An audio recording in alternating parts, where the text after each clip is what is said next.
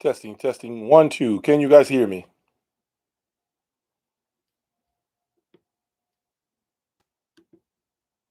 Can you guys hear me?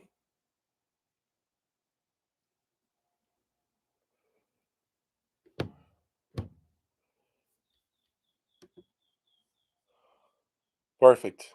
We're going to have a very interesting topic today.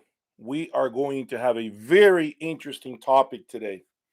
Okay? Today is going to be one of the most interesting live streams that I have ever done. Okay? Today, I think it's more than warranted. I think we definitely need to get a couple of things straight.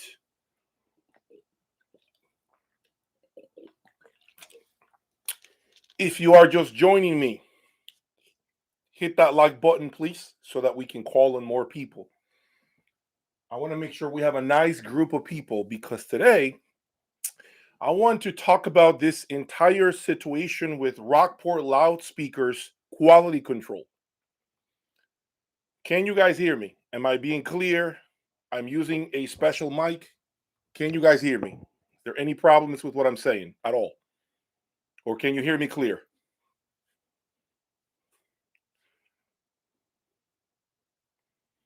Are you guys able to hear me or not? Perfect. Guys, hit that like button. We're going to talk about Rockport's quality control today. Rockport loudspeakers, quality control. That's what this is about today. Okay, I'm waiting to get a nice group of people to make sure that you guys hear what's been going down with regards to the issues that have been showcased by another YouTube channel and involving essentially Rockport loudspeakers. Okay, so in case you do not know, Rockport is an American loudspeaker design, American loudspeaker brand, I should say, in the West Coast, I believe is where they are. They have been around for a long time. They have had a great reputation for producing some of the world's best loudspeakers. Okay, so they've always been in contention. They've been in the same sentence with Wilson Audio, Magical, Focal, the big heavy hitters, okay, of the industry. But as of recently, Rockport has been called out for having subpar paint finishes. There is a YouTuber who essentially highlighted, at a customer's house, the how displeased this customer was because of the finish, the paint finish that he paid $10,000 for on a pair of Rockport Cygnus loudspeakers. So today I want to talk about that in itself, okay, plus a couple of other things, okay. If you are a member of my website, you should have received an email today with additional information and including images of what happened, images of the paint job that Rockport did. Okay, so this is why I urge you all to become a member of my website.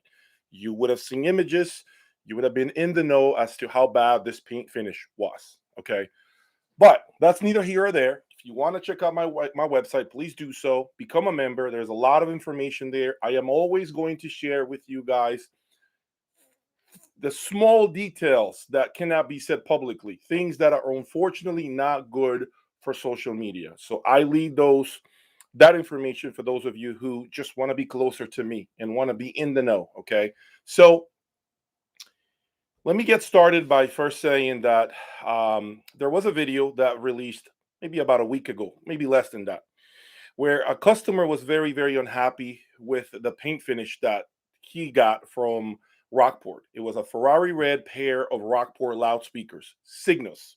Current MSRP of that speaker is $70,000. Paint job was an additional, I believe, 10 grand, maybe 8,000 at the time that this order was placed. Now, the YouTuber let the customer essentially talk about what happened. That way, he was completely out of it. He was saying, "Here's my mic. Tell the audience what happened." Okay, so that's essentially what the customer ended up doing. So he reported what the problem was. He wasn't adding any more. He was essentially saying, "Guys, here's what happened to him, but I'm going to let him talk so that I don't look like I'm making up stories." Essentially, right? And I think that was a great job on the YouTuber's part to do that. So as soon as I saw that video, there's always three sides to every story, right? Three sides to every story. It's yours, mine, and somewhere in the middle, the truth lies. That's typically how it works. Okay. So what I did is when I saw that video, okay, I made a couple of calls, I texted a couple of people, and I eventually ended up emailing Rockport. Okay. I believe his name is Josh, the current owner of the company. I emailed him. I said, "Look, this video was posted. Um, would you like to use my platform to address the situation?" As you know, if this goes unanswered, it can lead to a lot of threads being created, a lot of forum with a lot of essentially inaccurate information. So I'm giving you the opportunity to come on my platform to speak your piece. I was not going to start drilling them or interview them or making them look like shit. Okay. I simply wanted them to use my microphone, my platform to address anything. So I had no response from Rockport. They never came back to me. They never said anything, not even the decency to say, "We appreciate Jay, but we're going to handle this, in a different way." Cool. Never. Okay. Now, this is the same thing that the news do. Okay. When there is an accident or somebody murders somebody, you've seen how the news stations go to the person's home and knock on the door trying to get their story, their side of the story, right? So that they can use the platform to speak their piece, whatever that may be. But sometimes there's no answer. So what do they do is they come on TV to talk about what happened, about the crime, whatever it was, and essentially highlight whatever is being said. Now, I made that video today and I sent it to all of my members from my website, right? Someone created a thread on a different website. And now, obviously, the thread said that after seeing my video and the paint job that Rockport, did on this speaker, they felt like they were just probably not going to be 100% sold on buying more Rockport loudspeakers. Okay. Okay. So if you haven't seen that, I'm sure if you search, you'll see. I responded to that along the lines of I went ahead and emailed Rockport. I gave him a chance, an opportunity to kind of clear the air, make sure that their voice is heard. My channel is bigger than than the YouTuber who essentially highlighted this problem, and so I figure it would be a larger audience. It would have been good for Rockport to be on my channel and just say, "This is what happened." Now, Rockport did address the problem, by the way. They commented and they said at the end of the day, at a high level, guys, that it was a QC issue that should have never happened. Essentially, they owned up to the problem and they said their QC wasn't 100% solid. Okay, this should have never happened. The speaker should have never painted this way, and yada yada yada. Now, I want you guys to understand one thing. I have no horse in this race. Zero, nothing. I don't care, quite frankly. Okay, because never owned Rockport. Don't have a relationship with Rockport. Never met the president and CEO of the company. Never really, even to be honest with you, even thought about remotely buying a pair of Rockport speakers for no particular reason. Okay. It's just the stars never aligned, so I never owned it. But it's okay. Like I could always resort to the used market. But one thing I want you guys to understand is this. Okay. Please, if you have a question about something, don't put words in my mouth. Okay. Make sure you ask me or find me at a show. We can talk about it like grown men. I am a very civil person, rational. I have no reason to create stories about what happened. I am simply reporting and showing images of the actual poor finish of this speaker.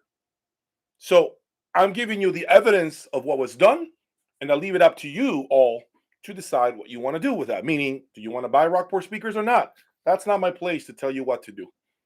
It's your money, not mine. But my commitment to you all as a member of my website is to let you know this happened to somebody. Here is the evidence. Leave it up to you. That's my commitment to my closest followers, and I will continue to do that 100%. My loyalty, I won't break for nothing, because if you all are loyal to me, I'm gonna be loyal to you all. Okay, so for me, it doesn't make a difference. It doesn't make a difference for several reasons. Number one, I've said it a million times. I'm self-finance. I don't have any investors. I've grown my channel by myself. Okay, the only person that's helped me is my wife, creating a website and doing a lot of the online work that is necessary to expand your platform. Okay. Other than that, I don't have any partnerships with a dealer, any partnerships with any distributor. I don't have any hidden agendas with nobody. If I want a product, I'll pull out my credit card or wire transfer the money, locate it, and bring it here. That's how it works here at Jay's Audio Lab. Make sure you guys get that clear. So I'm not afraid or scared of telling the truth, because it doesn't impact me, folks. It never has so far. That's point number one. And number two, I've said it a million times. These brands don't do anything for me. So what am I afraid of? Why would I be scared of telling and highlighting the truth? Why? Why? Is it because I'm going to see less paychecks come in? I don't get any from them. I find my own ways to generate income. I hustle. I'm a hard worker. I'm not afraid of work. So if if a lot of these dealers or people or forum members are trying to put out fires about this Rockport conversation, let me just say this, okay? Either they have a friendship with the owner of the company, and maybe they're trying to help him out, which, okay, that's your buddy, that's fine. Or they have an investment along the lines of perhaps owning a Rockport speaker, so they're now afraid of diminishing or the prestige of the brand. Okay, I don't really know, but what I can say to you guys is Jay doesn't own any Rockport, and everything you see behind me, okay, everything is paid off. I don't owe anybody. I don't owe the bank. I didn't pull any money out of my 401k to buy the XLFs. I didn't do any of that. All of it is mine. And because of that, I owe explanations to nobody. I owe explanations to no dealer, to no brand, or any forum member about anything, because I've gotten here. I've gotten this far by myself. I repeat, I've gotten here by myself, not by because of handouts, because the industry is throwing me bones and handouts. It's never been the case, guys. Never been the case. I can assure you on my life, I've never received a dime from a company, from any loudspeaker company or any audio company of any kind that wasn't justified in the form of work. Okay? When I went to Magical, I told you guys, Magical paid me for my expenses, which is what a real company does. Okay? They paid for my trip and my hotel and my meals. They didn't pay me to say something positive about Magical. They didn't do that. That's what a real company does. You understand that? There's a difference. There's levels to this. Now, a lot of information came to me that I have not validated. Okay. Information such as, and again, I want to make sure you guys understand the following. This is information that came to me that I don't know if it's true or not true, but I'll say it, and it's up to you all to investigate if this is true or not true. I was told that Rockport is a small company. It's not a very big operation. Okay, it's a small, I don't want to say mom and pop shop, but it's nothing like Magical. It's nothing like Wilson. It's nothing like Focal in terms of the amount of people that work there. Okay, now, have I been there? No. Do I even know where they're located? No. Do I know the operation inside? No. I don't know anything about any of that. But I got a lot of emails from a lot of people up top in the industry that said this is what a lot of you guys, you all watching me, don't understand. They said to me, people sometimes buy the flavor of the month because it's printed on a magazine, but they never really bother to check who is it that they're spending that money with? Like, who is it? Is that company capable of fixing an issue right away? A big problem that you may have. Or are they going to give you the runaround? Usually, when they're giving you the runaround, it's because they already spent the money you paid them.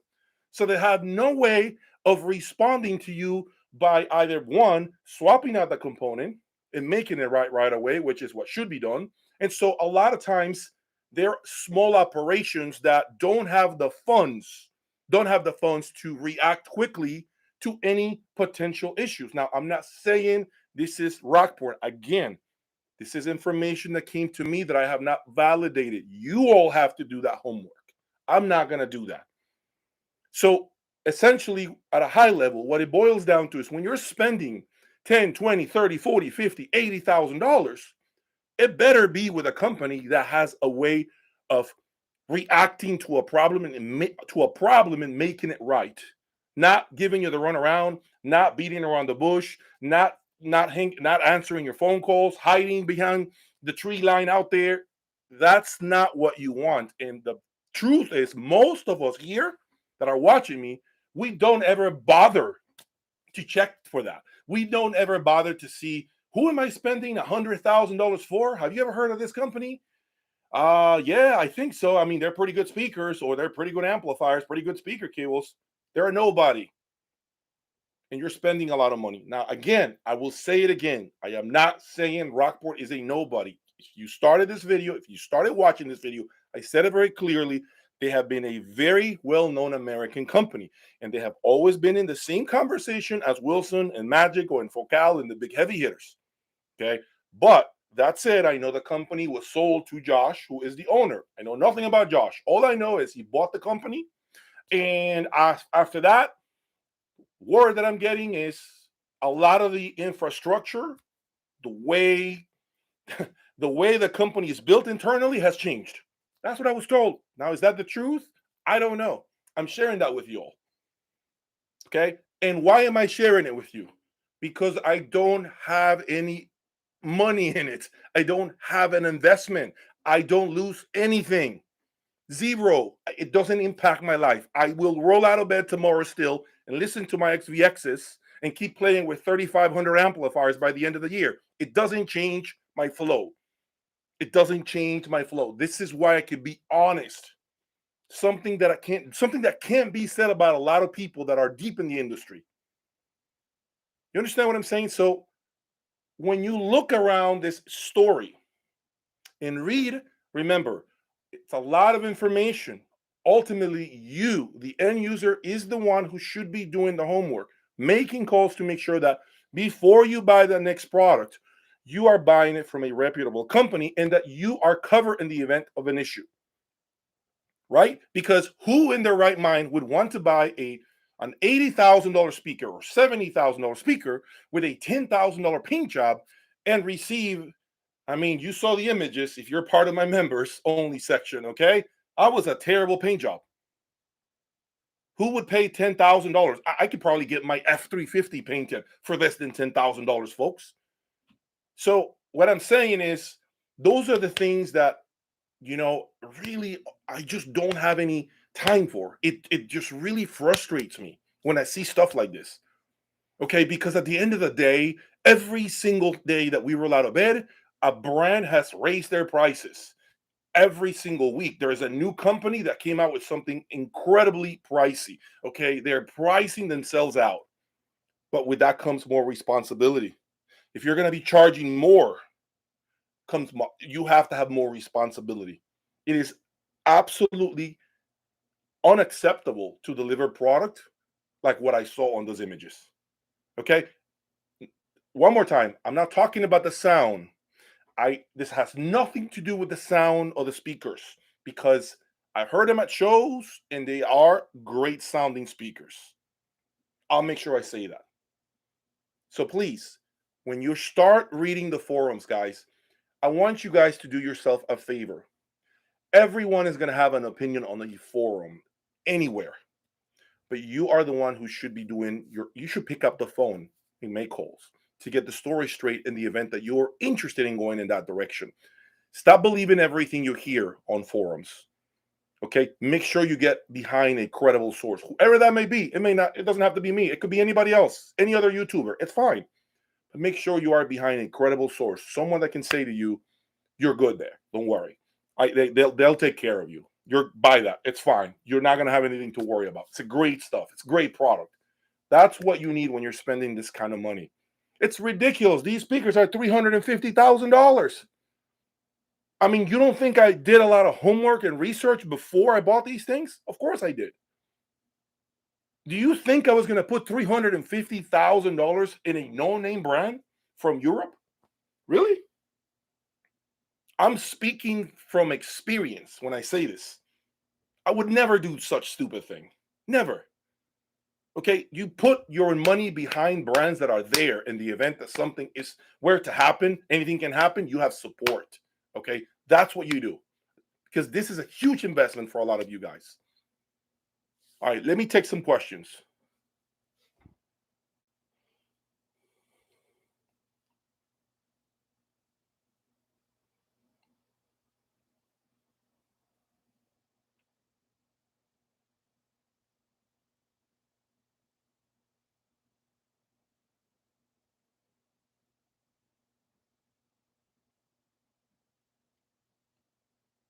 Yeah, there's a lot of play to pay, guys. There is unfortunately a lot of that.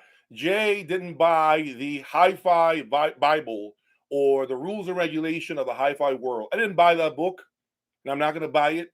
I don't have to buy it. If I want something, and again, full transparency, if there is a brand out there that right now is saying, we got to make sure we don't sell Jay any of this. I don't want any of this gear in Jay's hands. I'm going to answer that mentality right now. If you're a brand doing that right now, I'm going to look at the camera front and center. Number one, that information will get back to me. Yes, it'll get back to me over time. It might be in 6 months, it might be in a year, but it will get back to me. And all you're doing as a brand is putting an X on your chest when you do that. Because guess what? You can't control the used market. And Jay is on the used market like a damn hyena in Africa. I am there all day long, every day, 24/7. I am like a hungry hyena in Africa. That's what I'm doing. Okay, so you can't stop the used market. So when you open your mouth and say, we can't have Jay with our brand, so make sure we don't sell him anything. If you catch any dealer selling Jay that product, they're terminated. That will get back to me, guys. It's not smart business. It's better that you say nothing and carry on with what you're doing. Because when you do that, you're gonna make me go on AudioGon, you're gonna make me go on eBay, you're gonna make me make calls, talk to a dealer who's struggling, who needs money, and I'm gonna buy the product and I'm gonna bring it in here. So don't do that to yourselves. You can't control me. You will not control me. That's never going to happen, because I am a hard worker and I put myself in a position where you cannot control me. Simple as that.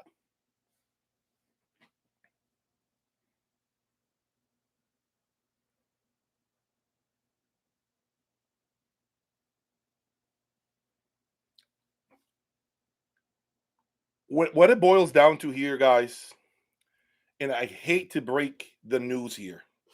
Yes, there's a lot of pay for play. And that is not just really that's not just audio, okay? That happens, I'm sure, with the car industry. That happens with all sorts of industries. So it's not just primarily the audio industry that has a lot going on when it comes to pay for play. It happens. Okay. It'll never stop. Okay. It'll never stop. But at the end of the day, it's a huge business. There's a lot of moving wheels, moving parts that need to talk to each other in order to continue to push forward and to make sure that everybody's making, a living. Okay, I have no problem with people making money and earning an honest living doing this. Notice I said it, an honest living doing this. But I'll tell you, there's a lot of hustle happening behind the scenes in the audio community. There's a ton of hustle happening day in, day out. I don't talk about it because it doesn't impact me and it's not near me. It doesn't bother me one bit. Okay. So I have to learn how to walk a fine line.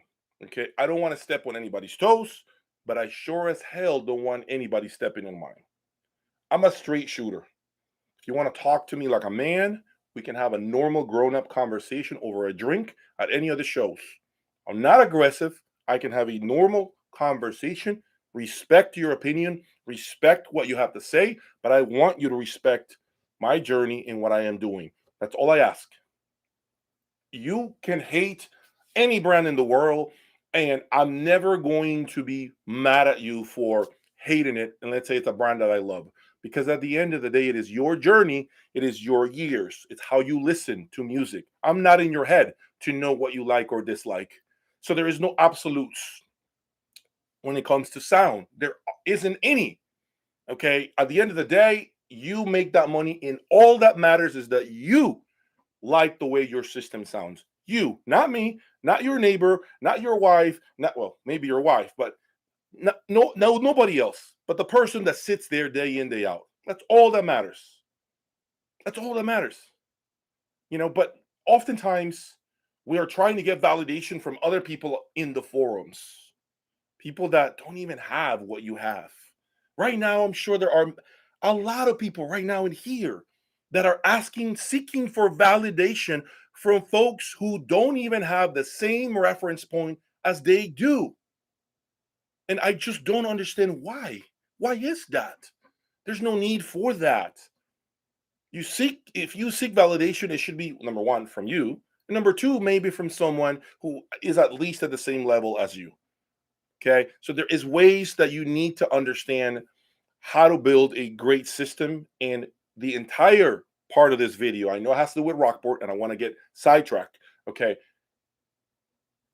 Just be very careful how you spend your money. Be very careful. Do your homework. If it means you have to fly into town to listen to a set of speakers or touch an amplifier or a preamplifier or whatever it is you're buying, spend the money. Do so. If you're embarking on sending a wire transfer 20 for 30, 40, 50, 60 grand, and you don't trust the other person, do that. Protect yourself.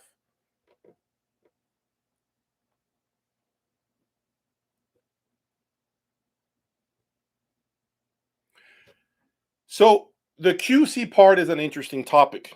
When I was at Magical, they had an incredible amount of QC going on, from the drivers being QC'd as soon as they got measured to right before they got packed up. They did one last pass to make sure that the drivers hadn't suffered any sort of damage.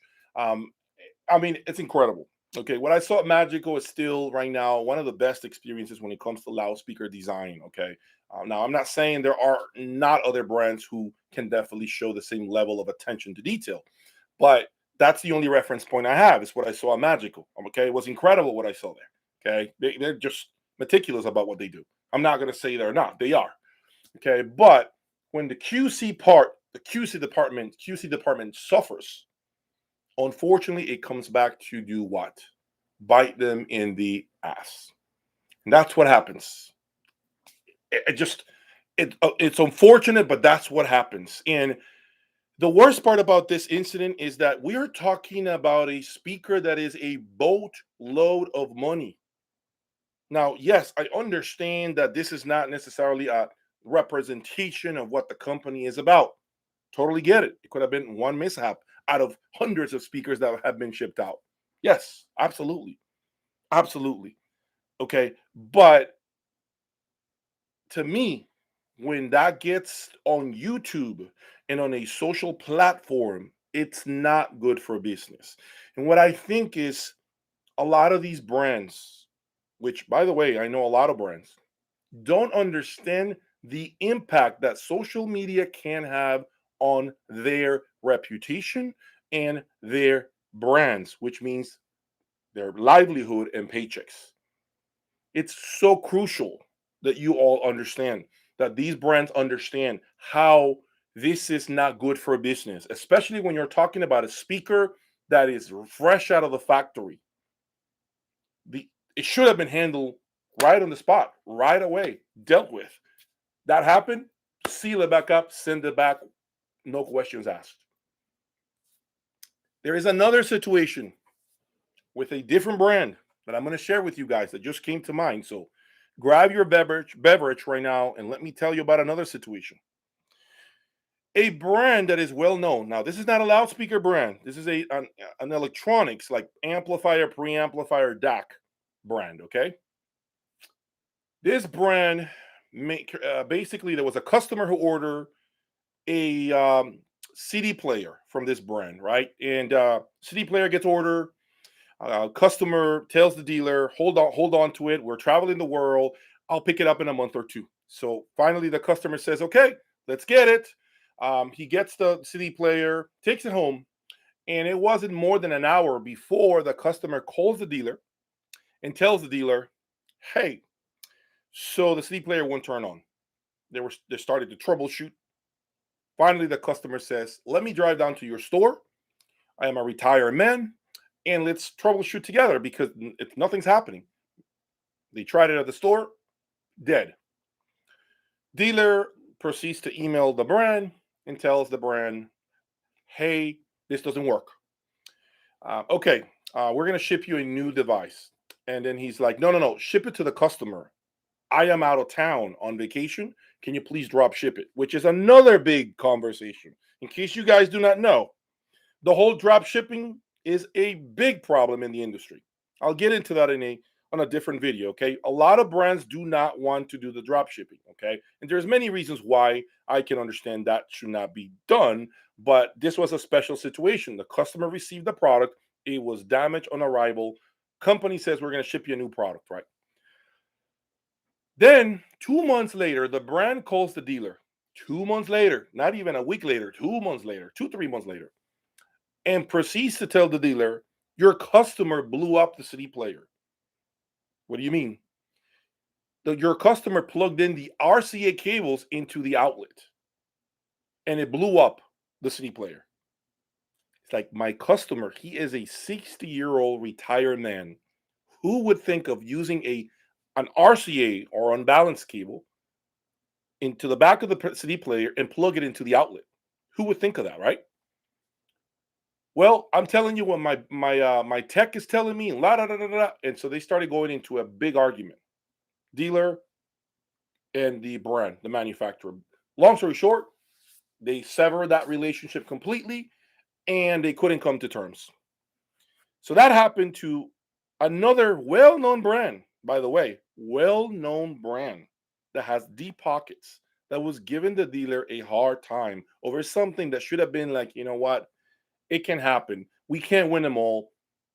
You know, here at Past Labs, I told you guys, Past Labs replaces product all the time. Okay. I don't know how Past Labs does it, but they're amazing at this. So the brand comes in and basically they said to the dealer, we can't continue working with you. This is not going to work. This relationship is horrible. La da da da da. And the dealer said, yep, you're right. Click. And they ended the relationship. No support. They blamed the person when the person had the product for 2 hours before he went back to the dealer to tell the dealer the unit wasn't working. It didn't even turn on at all. So there's a lot of stories that are like that, guys, that you need to understand. And I'm going to try to bring more of those forward without calling people out, without calling brands, okay? Because that's not my intent here. However, what I want you guys to understand is my intent is to be as real and as transparent as possible, because I don't have a hidden agenda here. I don't have. I've gotten this far by myself, okay? I don't need the help, meaning I don't need handouts, okay? I'm still going to get my night's sleep tonight. Doesn't matter to me.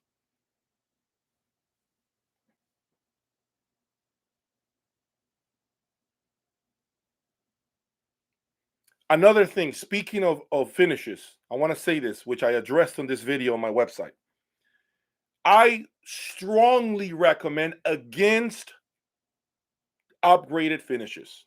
I strongly recommend against upgraded finishes. I repeat, I strongly recommend against upgraded finishes on loudspeakers because 2 reasons. One, it's a color that's for you. It doesn't appreciate your speaker on the used market. As a matter of fact, if you decided to paint your loudspeakers pink right now and you pay $10,000, when it's your turn to sell them, nobody wants pink speakers, but you wanted them. So now you have a harder time selling the speaker. Now, if your intent is to, you know what, this is the last speaker I'm buying, I'm retiring with it, by all means do it, because you're not changing speakers anyway, so it's not going to affect you. But if you're doing this and you're in the hobby for a long time and you know yourself, you know you're going to keep something for 2-3 years before you change it, I strongly advise against paying money for upgraded finishes. Don't do it. Don't do it.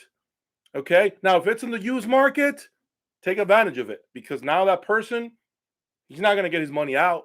There's no more, there's no more. It's not worth more. What I'm saying, the speaker is not worth more because you painted it, a different color. It's not worth more on the used market because that was your choice to paint it red or green or blue or purple for you, not for the future owner. Now, maybe the future owner wanted that speaker in that same color and he couldn't afford it, and you happen to have it. So that could be a situation. But for the most part, guys, stay away from doing upgraded finishes on speakers. I don't understand why people do that. I mean, I guess if you have the money, yeah, you can. I mean, sure, why not? But other than that, it's dumb. It's a dumb move unless you're planning to keep it forever. You're going to lose your ass off when you sell it. It's dumb.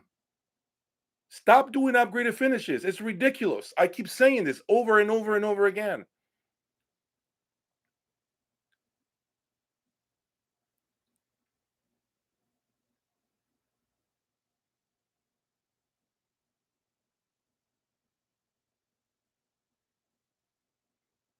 How many of you guys, okay, let me ask you all, okay, have you guys looked at this? Have you guys looked at this situation and saw what happened with this Rockport speaker? How many of you guys are aware of what happened?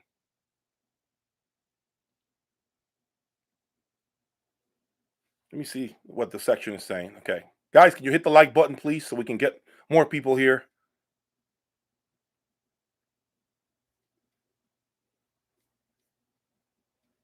Let me see. I'm reading, for a long time sensation.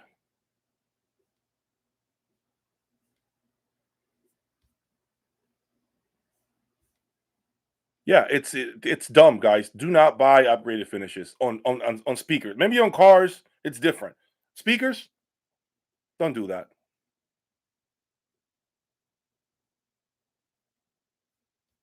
Who is? Let me see.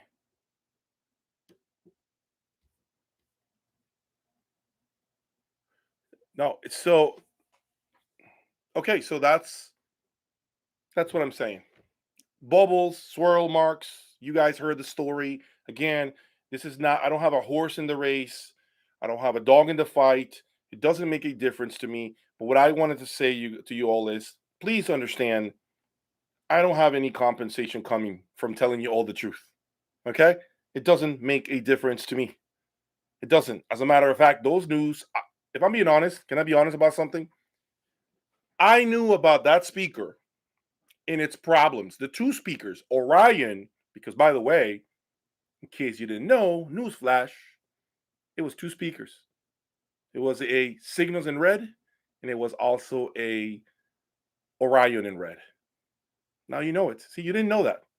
You would have known if you were a part of my website, but it was two speakers, red, both of them, that had issues. Not one. You only heard about one. So, when you start to look at these things, I knew about this problem maybe about a month ago. I knew about this, maybe more than that. Easily knew about this problem. Months, actually, months ago. I knew about this. I never said anything. I never said anything. I never talked to anybody. I never made anything public. Notice that. But I knew about this issue months ago. And I never mentioned anything. This comes out. And then obviously I have to come out and give you all a little more of what I know. Although, to be fair, I've never owned Rockport, so I can't say that's what the company is about. But it's true. But the story is true, and they did not deny that the quality control on these two sets of speakers was very lackluster.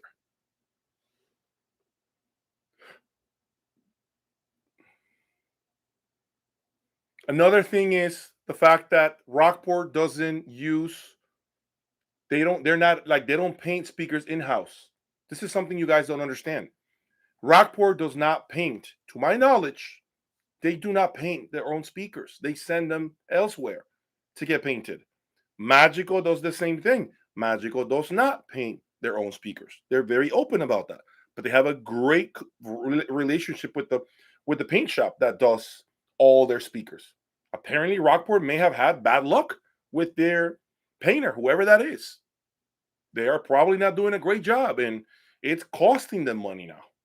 So maybe that relationship is completely severed now between their paint shop and, and Rockport. But yeah, so I don't know how big the operation is, as I mentioned earlier, but I heard that it's a multitude of people that they're working with to deliver a product. And also, there is even more information, guys, with regards to this entire conversation with Rockport. Things that I can't say because it's out of place, if I'm being honest. And I'm not going to get involved in a pissing match here, okay? But there is more to the story to be told that was not even on YouTube. Things that I am aware of. So you only know about 60% of the story right now. There's another 40% that you do not know about. If you see people in the future on forums defending the brand with swords and knives and machete and swords, knives, machetes, and you name it. If you see people on forums defending the brand, I would really question why they defend the brand so much. Do they have a relationship with them behind the scenes you don't know about? Right? That's all I'm saying. And I'm not saying everyone should be trashing the brand. That's not what I'm talking about here. But if you see people out there putting out fires constantly, I would question why that is. Because maybe you don't agree with what was done as far from a reporting perspective, meaning people giving their side of the story, maybe you feel that was not something that should have done about the brand. But if you start going out there on forums defending what happened, I would really question you and your motives and what your relationship is with the brand. That's all I'm going to say. So going forward, when you visit your regular forums and you see people just defending the brand at all cost with knives and freaking AK-47 saying that I did a horrible job and the other YouTuber did and we are trash and we're this and we're that, I would question that person if I were you and wonder if they have a hidden agenda themselves. That's what I would do.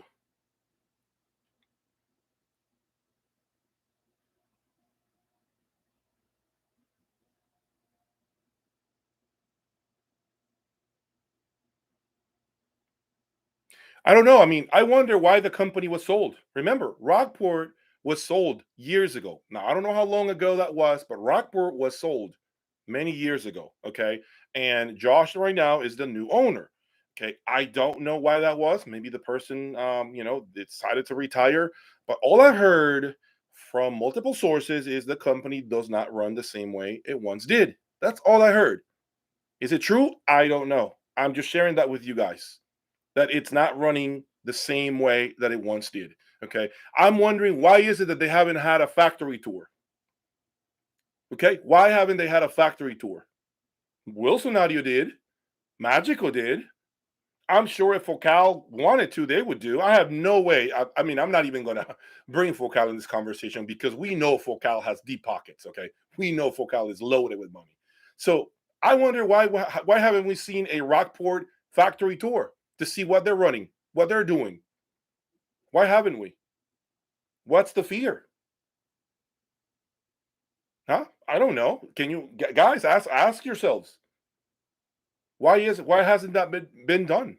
Have a guy there to do a factory tour of the company. I think that would be very helpful so people can see and get a better feel. More than ever, Rockport, if you're watching this, Rockport, if you're watching this video and someone sent it to you, more than ever, right now is when you really need more than ever to have someone come out there and do a factory tour because that's going to put a lot of scenarios to sleep for once and for all.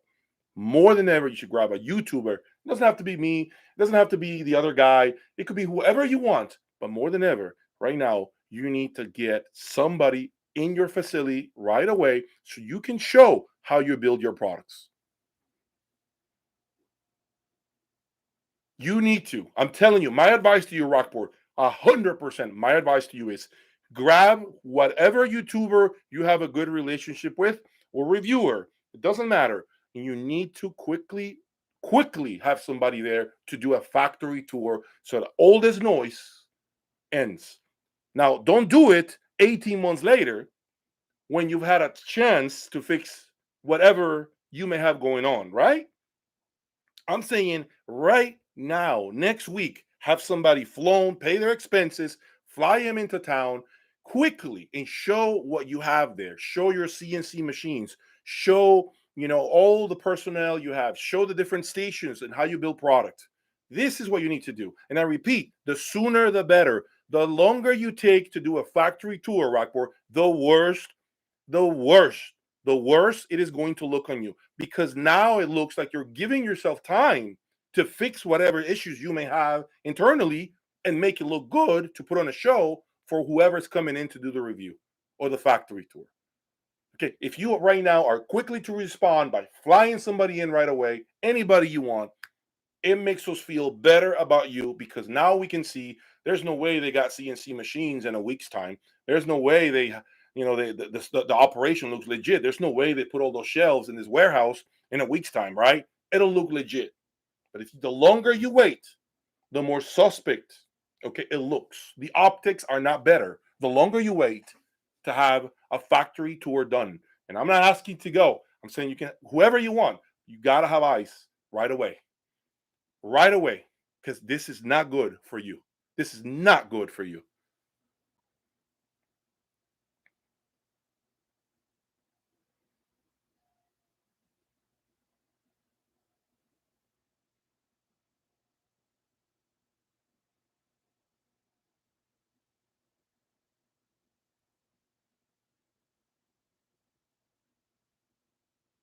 I hope they listen to me, Andre. I really don't know, but you guys understand that maybe this story has been blown out of proportion. Okay, I want to say that maybe this is all blown out of proportion. Okay, and the only way to know this is by doing exactly what I just suggested. Okay, if you're a friend of Josh at Rockport, if you know him personally, if you have a friendship with him, send him this video. Give him that advice. Tell him, get somebody there quickly, as soon as possible, right away. Don't wait. Okay, and do a factory tour, because that is the best way to get this noise completely silenced. That is my real advice here. And again, this is me giving advice about something that I feel should have never happened, but it happens. And listen, I'll be honest with you. I know it's happened to two other loudspeaker brands. Okay, two other mainstream loudspeaker brands. It's happened to two main loudspeaker brands, both of which have been in my room. But you know why they don't deserve to be mentioned? Because of the way they handled it. That's why. Because they handled it like the boss, like a real company. They didn't make the customer wait. They had a truck at the loading dock. I think this happened to someone with a very nice pair of speakers that are six figures, something similar to this. And it was a matter of 48 hours before they were sent a shipping label, and they picked up the speakers right away. And the next set of speakers that came out of the factory was shipped to the customer. That's what's expected at this level. You want to sell real expensive stuff? That is what is expected at this level. That is what's expected at this level. Simple as that. If you can't provide that level of customer service, you have no business selling expensive speakers, amplifiers, preamplifiers, you name it. If you cannot provide this level of customer service, you have no business doing this at this level. No business. Because that customer, that client that is spending that serious amount of money is expecting great things from you as a brand and as a dealer. Mind you, I'm not even bringing dealers into the conversation just yet, because dealers, unfortunately, are caught in the middle of this. Because if I'm a dealer, and I'm going to be honest with you about this, if I'm a dealer, and you come and buy this phone from me and it's not working and it's been 60 days, I'm a small guy. You're the brand. Something that hasn't happened, I'm calling the brand right away. In the meantime, I'm giving my customer a loaner so they can, have some fun in the meantime and not get desperate on me. But I'm putting the responsibility on the brand. If indeed it's something that has to do with quality control, which is the case in here. As a dealer, if I'm a dealer, I'm not taking liability for that. If you pay me 100 grand on something and you deliver product that is completely nothing like what was expected, you, the brand, is responsible, not the dealer. But of course, the dealer wants to keep our relationship with the customer. So the dealer is the face of the brand, taking the slap in the face, okay, and all the anger from the customer, while the brand is far away hiding. And that's not fair to the dealer. That's not fair. And that's not a brand that I want to do business with anyway. There's a lot of those out there, guys. I'm telling you, there are many brands out there that do this day in, day out. So many have been through my hands. You have no idea. But I have left them alone because I wanted to keep walking my own journey, my own path. Notice you've never really heard me talk about this ever in the 3 years and 4 months that I've had this YouTube channel. Not once have you heard me talk about quality control issues. Not once. But I can assure you that I have been in front of them in my own room. In my own room. And I haven't talked about them. So my only pain point here is jacking up prices constantly and not delivering the product that's expected and providing the customer service. Once again, I'll repeat, the customer service, guys, is one of the most important things. Okay, customer service. How are you treated after the sale? Are they really taking care of you? Is the brand attentive? Is the brand picking up the phone? Are they making recommendations? Is the dealer helping you out? Those are things that are so important. Now, do you want to know about me? You want to know about me? Do I get all that support? No, I don't. Jay does not get that support. I repeat, Jay does not get that support. Okay, I do not get that support. For the most part, 90% of the time, I don't get that support that you guys should be getting. Okay, I don't. And I'm okay with it because that's just how I've developed my business model, if that makes sense. But you guys on the other side of the fence, you need to make sure you demand that customer service as long as you're loyal to the dealer. I'm making sure I say that. I got to make sure I say that you guys need to have loyalty to your dealer.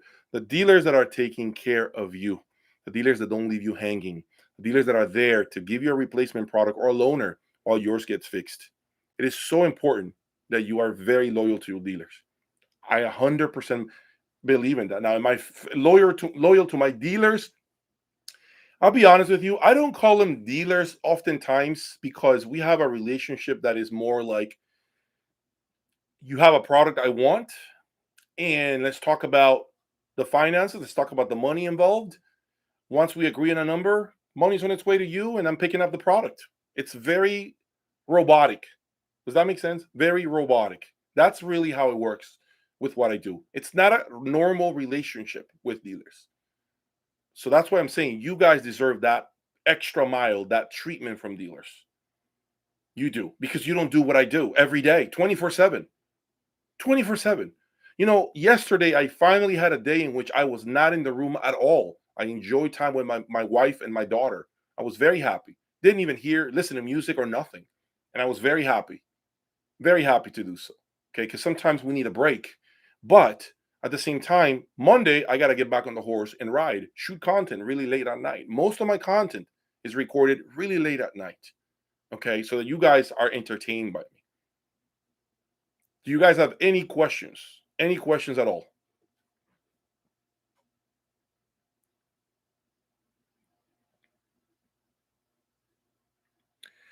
Crediting Karma is asking if they offer the signals, a new signals to the customer, a next pair of signals. Yeah, that's what Rockport said. They offer another signals loudspeaker to the customer. Yes, they did. I don't have way of validating anything of that nature. Like that's what they said. I don't know if the customer also said the same thing. I think he did say the same thing. So yeah, that's the word on the street. Yes.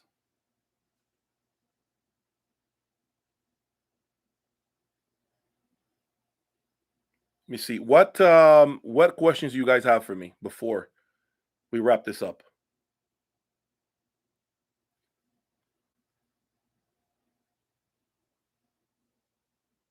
More vinyl updates. Yeah, I mean, I plan to do a more vinyl. I'm enjoying my turntable, guys. I really am. What happened to my Boulder Monos? Okay, I'll answer this question finally. I'll answer, okay? You guys want to know what happened to my Boulder Monos? I'll tell you what happened to my Boulder Monos. You all ready? Okay. My Boulder Monos, one of them developed a problem. When I turned it on, the front LED will flash red. And in the manual, it states that anytime that happens, you have some sort of a protection circuit that's being engaged, right? For whatever reason, whether it's DC current, it could be not enough power in the outlet, all of these things, right? So I couldn't get the amplifier to turn on at all. So I called Boulder. They shipped out a part. They sent in a tech to my home who happens to be a great person. And they were troubleshooting the amplifier. They replaced the part. It's called a supervisory sensor or something like that. It basically is a computer chip that monitors the whole amplifier. That didn't fix the issue. So when that didn't fix the issue, what I said and I suggested to Boulder was, can you guys please just take the amplifiers back? They haven't been to the factory in over 5 years. Go over them top to bottom. I want you guys to look at them. I want you guys to just do your tests, run your machines on them, and make sure that everything checks out. If there's any parts in the amplifier that need to be replaced because maybe you have a new part that's now replacing an older part that my amplifier may have, do so. I don't need the amplifiers right away. So Boulder picked them up, and both of them, again, only one of them had that issue.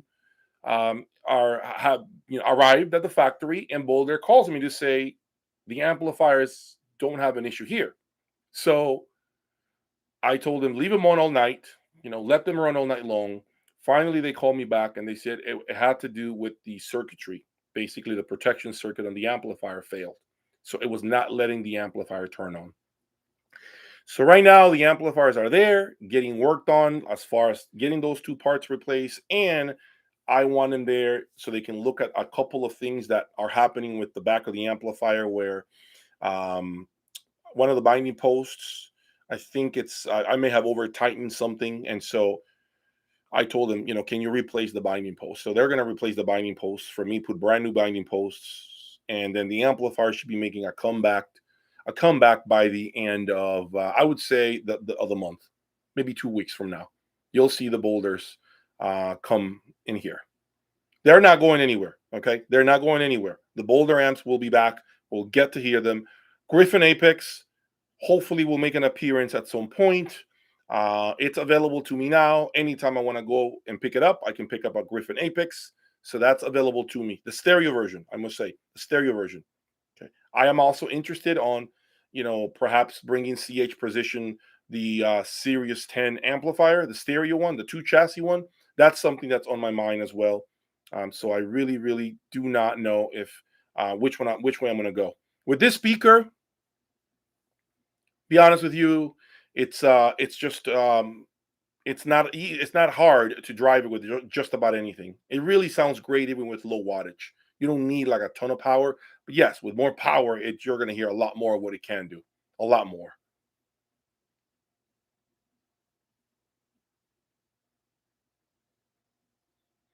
Jay Sullivan, what happened to those? Well, they were essentially a brand of speakers that I bought that I had here briefly. And unfortunately for me, they were not going to be the right fit for my lab, Jay. They needed a lot of their own electronics. And I was not in the mood to replace everything that I have here behind me. Okay. So Sometimes that happens with some loudspeakers, guys. Sometimes you buy speakers that unfortunately have requirements and they like what they like. And so I am not really involved anymore with speakers that are just too picky and they have very little flexibility when it comes to the ancillaries, when it comes to the supporting cast that is needed to power them.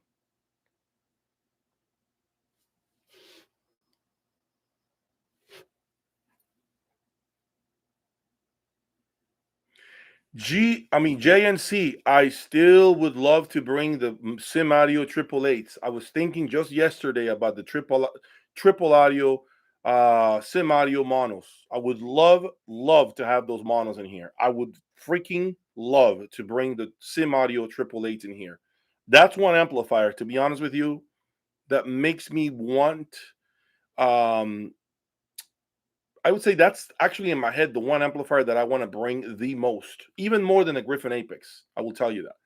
That Sim Audio Triple Eight has been escaping me for a long time, guys. I wish I could bring it here. I really would love to try and evaluate the Sim Audio Triple Eight monos, but it's a very difficult amplifier to come by. Most of those amps are in Europe and in Asia. Most of them are there.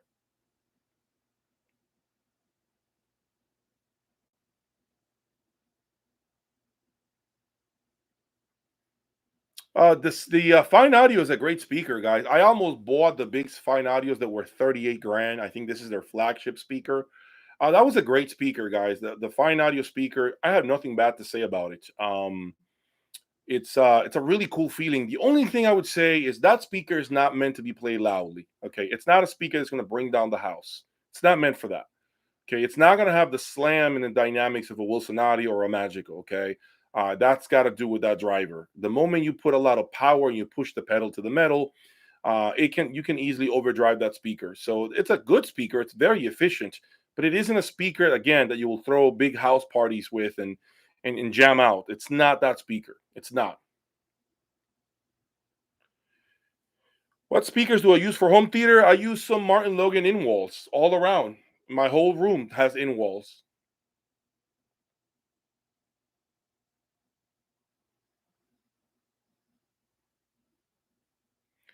Yeah, Aaron, I agree with what you're saying that Rockport refunded the money. However, the story, what you know about Rockport refunding the money, is not the whole truth. From what I was told, there was a lot of back and forth that took place before Rockport decided to give back the money. Okay, I'm not going to get into details as to what that was, but there was a lot of push and pull going on, a lot of push and pull going on until they finally refunded the money. Okay, that's all I'm going to say. It wasn't just a quick reaction on their part. This is what we're going to do. I was told there was a lot of things a lot of hurdles for that to happen.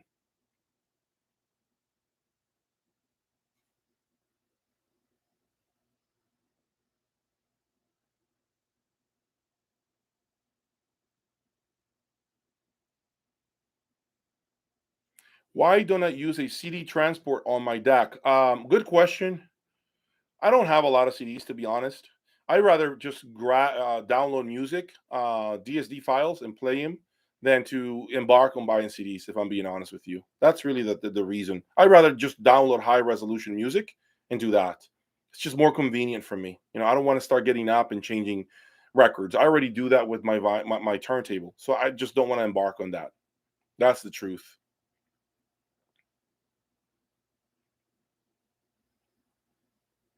Let me see what else. No, it's. Do you guys get to see my short videos? Guys, do you guys get to see my short videos that I put up all the time?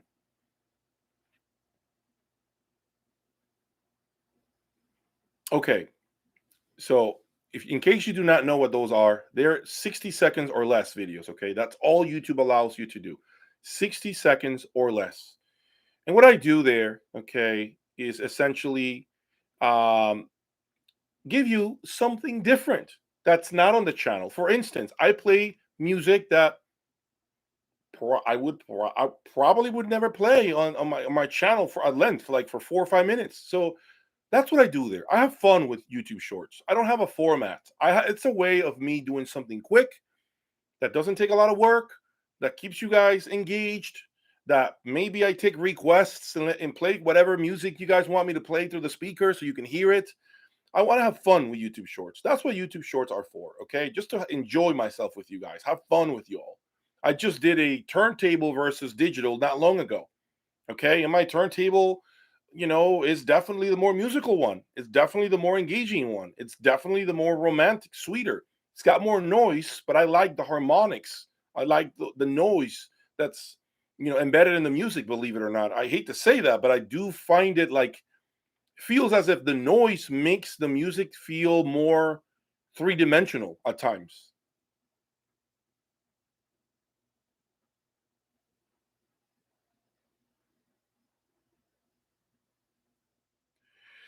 No, Elliot.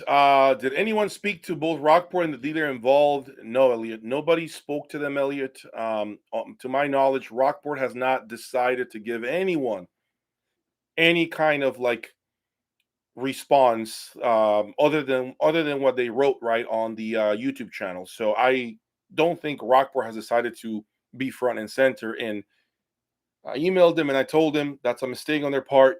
They should definitely do that, Elliot. They should talk on social media, or as I mentioned earlier, Elliot, they should definitely do a factory tour right away. Right away, they should get somebody to do a factory tour. This is the best thing they can do for themselves.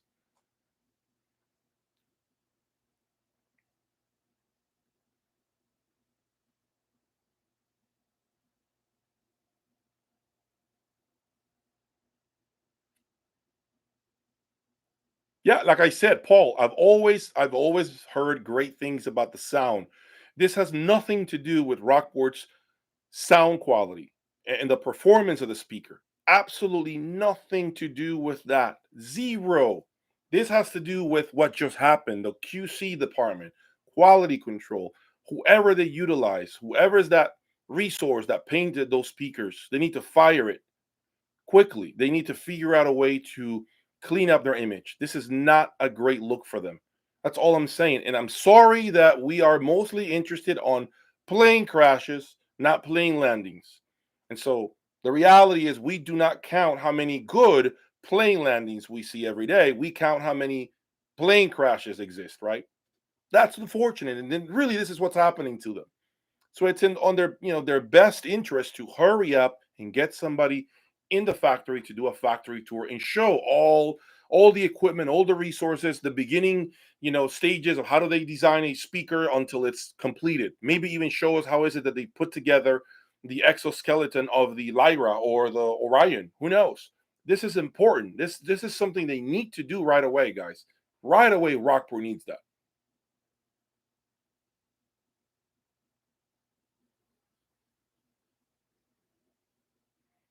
I can never say um I could never say I heard a Rockport speaker that sounded bad.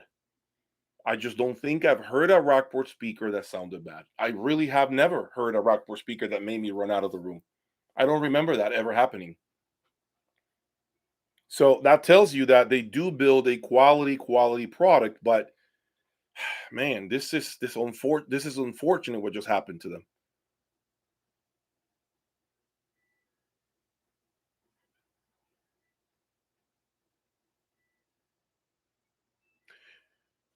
What is my feeling about digital recordings converted to analog for vinyl? Um,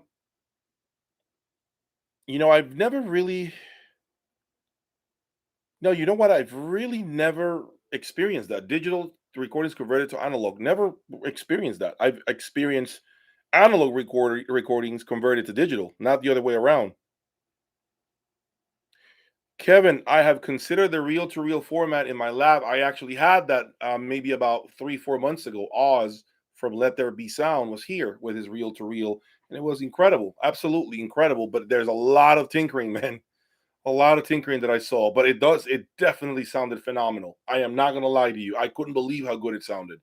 It really, the reel to reel conversation. Man, those reel to reel things are just amazing, amazing at what they do. I cannot believe how great those things sound. The dynamics that are hidden inside those tapes, it makes streaming sound like garbage in comparison. Oh man, it's incredible.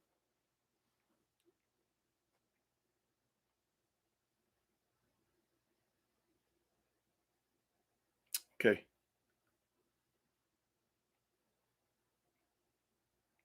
One day. Yeah, no, for now, my turntable will stay. It's not going anywhere. My turntable will continue to be here, guys. I am not going to sell my turntable. I actually enjoy it, but I don't tinker with it. I don't play around with my turntable. I just like to play records and push play, nothing else. I am not losing my head over my turntable. Just not going to happen. I got way too many other things going on to start worrying about my turntable. So I really do enjoy what it is, and it is my go-to when it comes to connecting with music. I will say that.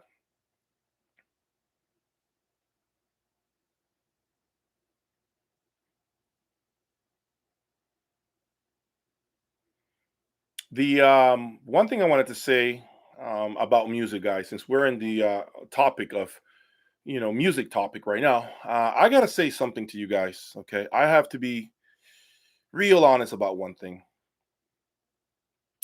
Um, as of the last 4 or 5 days, maybe a week, I have not been listening to audiophile recordings. And it pains me to say this, but I have to say it. But I want to say that it is probably the first time that I have really enjoyed my stereo system and really connected with it.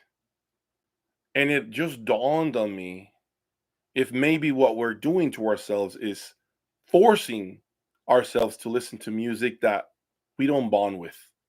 A lot of this audiophile music is music that came to you because of the hobby, that came to you because you heard it at a show, but you really didn't grow up listening to this type of music, at least most of us. And so I've noticed that when I select music that I grew up with, music that touches me emotionally, that is really the only time that I can sincerely say I enjoy being in this room listening to my system. And unfortunately, a lot of these recordings, guys, are not great recordings. A lot of 80s, a lot of classic rock, Pink Floyd, Santana.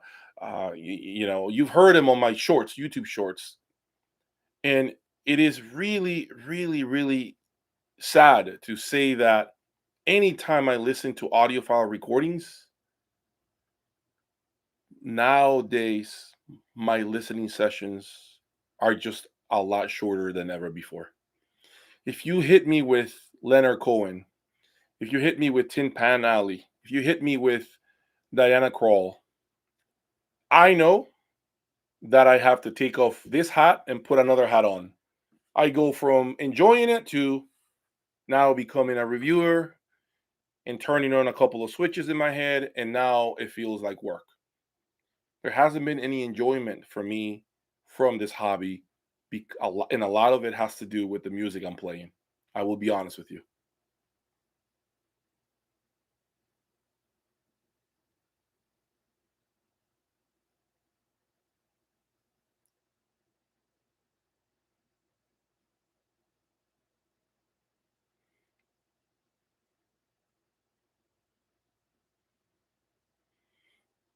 Yeah, I'm sorry, guys. I have to be honest with you all. I'm just sick of the audiophile music, and I have to head out to Expona in 2 weeks.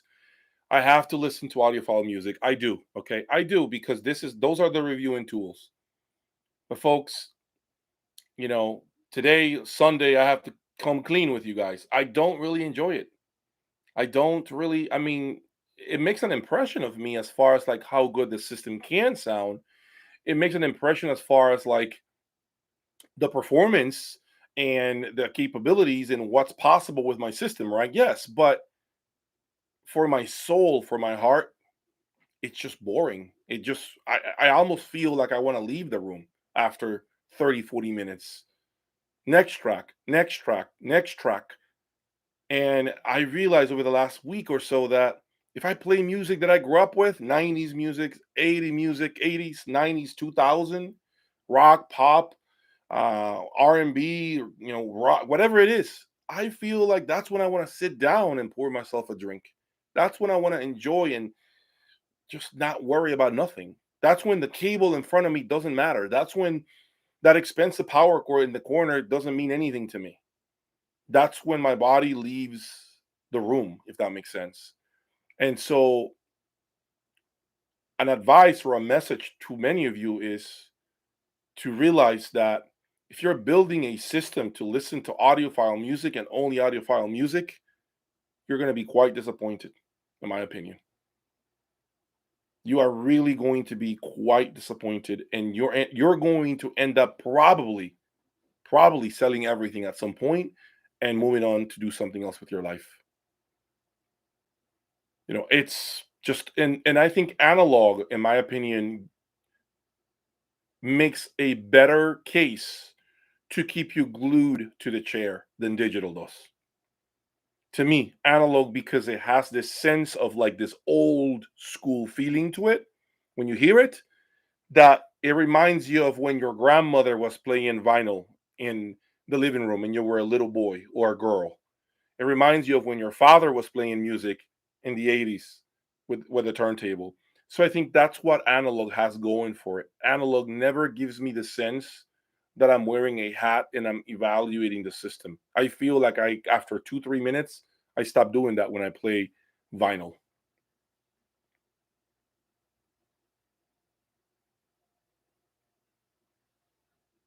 Yeah. And so when you think about your future system, please understand to make sure that you always keep those recordings that are very important, that mean something to you, very close to you, very close to your heart. You're going to need them. You're going to need them to enjoy your system, and let your system take you completely away from the room.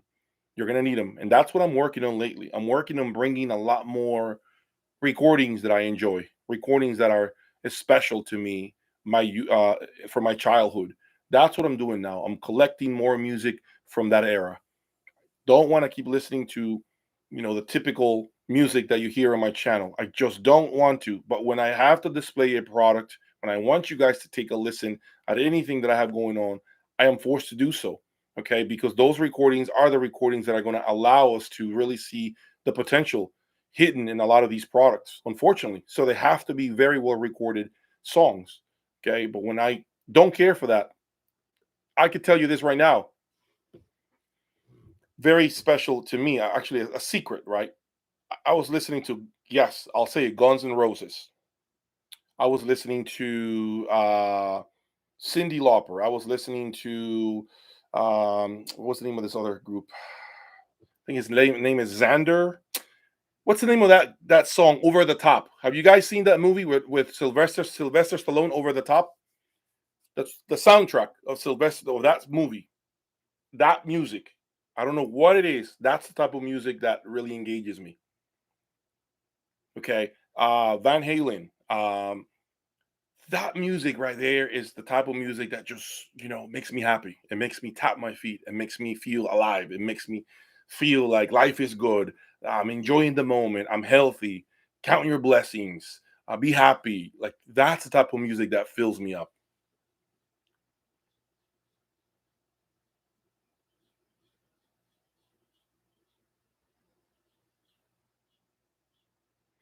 Favorite and expensive speakers from back in the day were the Polk Audio LSI speakers. I think they were called LS9s. Polk Audio LS9s. Bookshelf speakers, very heavy speakers. Those were my favorite speakers from way back when. When I first started, that was the speaker that I really enjoyed. Polk Audio LS9s, I believe that's what they were called. Really lovely speakers, guys.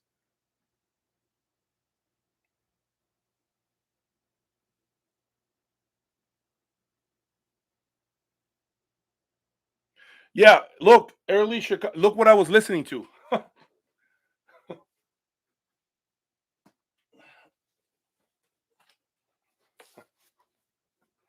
Look, I was playing with this, right?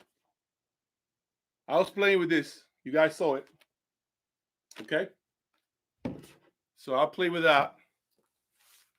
Then, this is amazing. This right here, guys, this right here murders the digital copy, destroys it. This is amazing, amazing. Look, my father-in-law brought me this. This is an old one, Chicago. See, I haven't played this yet. Look what he brought me. He brought me this, my father-in-law. I haven't played it yet. I don't even know how good it sounds, but he brought it. He bought it like way back when it was released. Like this is from like back in the day. I haven't played it.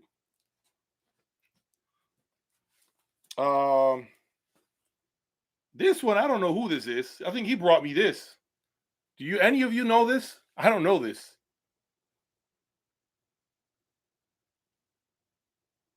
What is this? Do you guys know this? I've never heard of this before, but he gave me this. He brought it. He bought it when he was young, and he said, "Look, listen to this." So I don't know. Yeah, this is great. I mean, I love this guy here. Chris Stapleton is amazing. Okay. This is of course great. You all know. Let me see the next one. I don't even remember this one. I don't remember this one, but I'm about to have to play it. Oh, this album is amazing. This right here is amazing. This thing right here is great. This sounds incredible right here.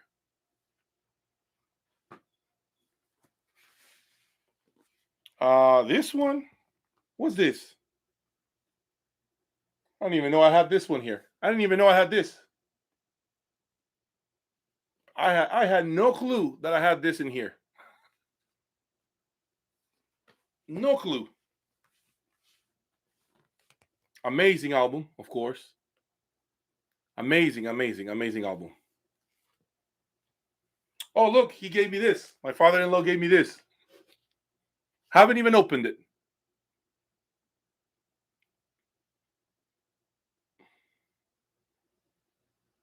See? Never even opened it. So I got a couple of more. Let me see.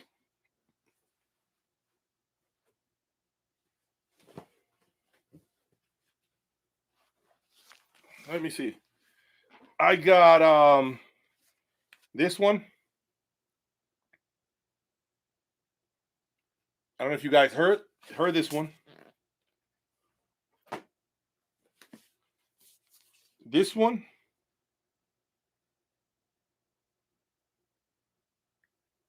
Have you guys heard this one? Bobby McFerrin. Okay. This one.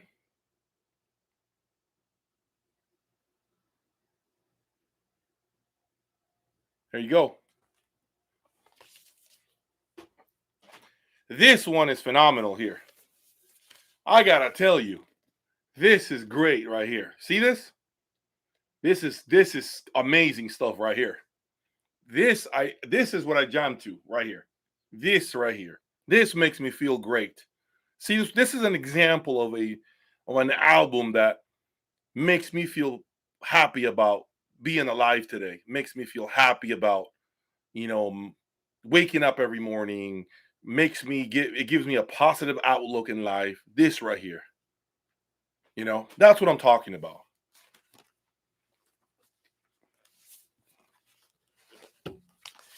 This one is a expensive one. I don't even know why I bought it because I don't know if I liked it.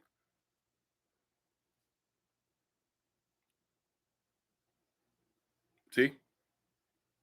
I don't know about this one. I heard it. I have mixed opinions about this one, mixed feelings about this one. I gotta be honest. Okay. I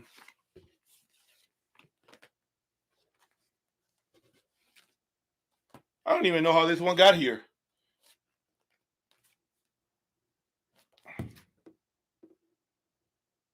I don't even know how this Taylor Swift album got here. No idea how this got here, guys.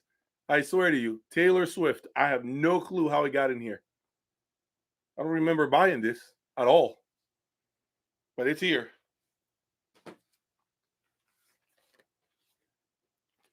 This one here, there was a review about this one, okay, where they talk about how this album is so much better on vinyl than digital, and how the vinyl version, or the whatever, this record has much more like dynamic contrast than the digital. I'm going to tell you something. I've tried this one and the digital. There's virtually no difference. Virtually no difference between this and digital. None. And I think my system is pretty good to be able to tell us what the hell is happening. Virtually no difference. So I don't know what that reviewer was hearing, but I sure as hell did not hear everything he claimed this album had over digital. Maybe his digital system sucked. I don't know. Maybe. This is a cool sampler that Oz from Let There Be Sound, he gave me this. This thing has great music. It's like a sampler of like different songs. Man, if you guys can find this thing is killer. This got some great music in it, okay? So, I mean, the sound on this one is incredible. The dynamics, everything about this album. Really, really like it. And then, oh, this is Carlos gave this to me. Carlos, you seen him on my channel. You've seen Carlos on my channel, right? So Carlos gave this to me. Look at this. See this? Carlos gave this to me. And Carlos gave this to me too. See this? Carlos. So if you're watching this, Carlos, I'm telling them you gave these to me. So these were the gifts of his. And believe it or not, I've heard that music, okay? Because that's from the 90s. So I heard it, right? So I compare that to the digital version. Man, this sounded so much better. So much better. The analog version is so much better than the digital. Oh my God. Couldn't believe it. Could not believe it. I thought digital would be better. No chance. No chance.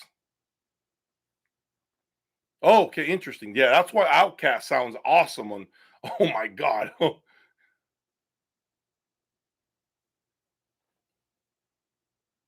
So yeah, that's I gave you a glimpse of all my records. More will come. I plan to buy a lot more at Expona, by the way. So at Expona, I plan to bring in a lot of different records, new ones, cool records. I want to buy cool stuff so that I can display them on my channel. So be sure to check out all of my shorts, okay? I try to put cool shorts there, comparisons, because they're easy for me, guys, okay? It's quick and easy, 60 seconds or less. Use my phone, no editing, not a lot of work. And so the short videos that I play are really the closest you can get to me. And so you understand what I'm doing in the lab when I'm like just kind of having fun. I use short videos for that, okay? So anytime you want to see what I'm up to, and that's really kind of like the spur of the moment type of thing, check out the short videos, okay, on my channel. That's where you're gonna have a glimpse of what I'm doing at like 1 o'clock in the morning. If I'm listening to something, I'll take a quick video and put it there so you guys know more or less what I'm up to. Now, what I will be doing in the future, I've been thinking about this.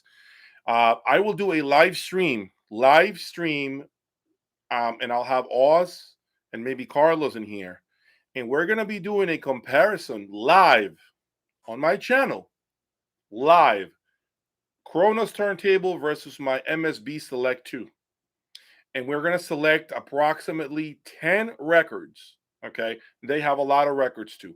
So I'm going to tell them, bring their best records, and I'm going to make sure they exist on Tidal. Okay. Yes, because I don't know if I'm going to have the actual file. Okay. So, but what I'm going to do is I'm going to do a live stream. I'm going to put like a camera in the corner. I'm going to mic them up. So we all have mics and we can talk. You're going to hear what song is playing, but you're not going to get, of course, the performance, right? Because we're going to use mono lavaliers. They'll let you hear the music, but you're not going to get like a true stereo feeling like the videos that I normally shoot.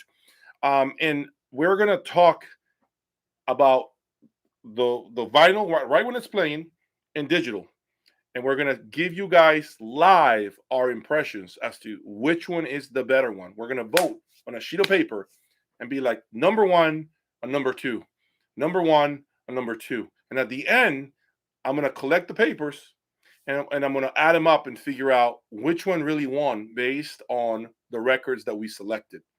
So I want to do that live, by the way. Okay, we're planning to put that together, something that has never been done before by any YouTuber, and trying to make it as good as possible and make sure that it's apples to apples. Make sure that we're selecting vocals, female vocals, male vocals, instruments, all of that, right? Instrumental music. We are going to really mix it up and then hopefully let you guys hear our impressions live as it's happening. Okay, so we're going to put that together in the coming weeks, maybe right after Expona. And I think you guys are going to really enjoy that.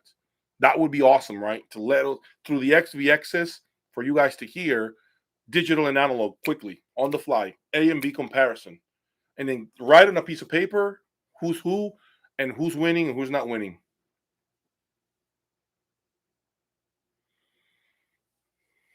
Well, that wraps it up for me today, guys. Thank you again for the support. Thank you for all the love you guys give me every day. I couldn't do this without you guys. If there was nobody that paid attention to my madness, I would not be doing this. So the channel keeps growing organically. It'll keep growing more and more every day because you guys are here and you guys are feeling my content. You guys are, just as passionate as I am. And you guys clearly want to see more of my madness. Okay. And so I really thank you for that. Thank you for opening my doors to you, to your home every day. And I wish I had a little more time to do more content, but my time is limited. So I do what I can. But be sure to check out my website, please, always. Okay. I do appreciate that support as well. If you cannot, if money is an issue, no problem. I get it. Stick around on YouTube. You'll still get, a lot of information as far as what's going on my channel. And remember that the one journey that matters is your own journey, your money. It's your money. It's your life. You work for your money. I don't. Doesn't matter what anybody else thinks about your system. It's what you think of it. That's all that matters. Remember that. That's all that really matters. Okay. A lot of times we're going to be stressed because we're trying to put an impression on someone else with regards to our own system. Don't live like that. Just worry about your own journey. Worry about building the best you can given your financial means. That's all that matters. Don't try to live anybody else's life or keep up with someone else that has a higher reference point than you and that has a system that's just far more expensive. It's not worth it. Okay, it's not worth it. Most of the fun that I've had in this hobby, most of it has come from when I had my early beginning with the affordable stuff, quote unquote, right? The speakers that were like the Martin Logan Montes, the Martin Logan 13As, BHK amplifiers, Parasol amplifiers, the early Luxmans that I had. Most of my fun came from that era, from that point in time, because I had a lot of available options on my fingertips, and that's something that I can't stress enough. Being at this level does not guarantee you that you're having a lot more fun. I'm telling you right now, being at this level does not guarantee that you are having a hell of a lot more fun than the guy who has a system that's a tenth of the price of what I have behind me. So if you're telling me that you're having an amazing time with your $5,000 system, I have no reason to believe that you're lying to me, because I remember having a hell of a lot more fun when I had far less expensive electronics and speakers. That's the truth. Okay. I don't have a lot of people that I text with that I have something in common with because of what I have behind me. Okay. I don't know a ton of XVX owners. I don't know a ton of 3050 Boulder owners or Select 2 owners. Okay. I don't. But I do remember texting with a lot of people who own the PS Audio direct stream deck or the Marantz amplifiers. I remember those days with the Revell Salon 2s. I remember having classic audio amplifiers and knowing a lot of people that texted with me that wanted my opinion, and it was so much more fun. Okay, so the point I'm trying to make is, don't think that by buying something a hell of a lot more expensive, you're going to get a lot more happiness. That's not always true. Okay, that's not always true. Take it from me. Take it from me. I mean it. Okay, enjoy what you have. Be thankful for what you have. Be happy about what you're able to afford. Okay, and be proud of what you've built, because you should be proud about what you're building. Not me, nobody else. You should be proud of what you're able to do and accomplish because of your blood, sweat, and tears, because of the grind, because of the work, because of everything you do to afford what you have in front of you today. And that's really the most meaningful part of this hobby. Knowing that you put it together through work and dedication and that nobody helped you. To me, that's the milestone. And I repeat, don't think for 1 second that owning more expensive stuff leads to more happiness when it comes to enjoying the music. It doesn't. It's not a for sure thing. It's not. And you know where I'm living now, right? As far as my electronics and my speakers. And I'm telling you, it's not really the case. Keeping it real 100% with you always. Remember that. Okay? Guys, have an amazing time, amazing week ahead of you. I hope to be in touch with you throughout the week. Remember, please give me that support and that love by liking all my videos and subscribing. Okay, I keep it as real as possible. I have nothing to gain from telling you a lie.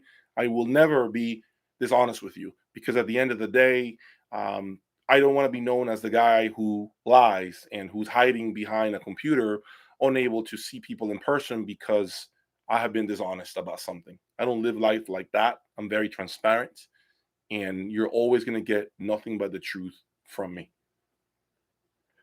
Thank you for being here with me. Subscribe again and support me. Have a good night.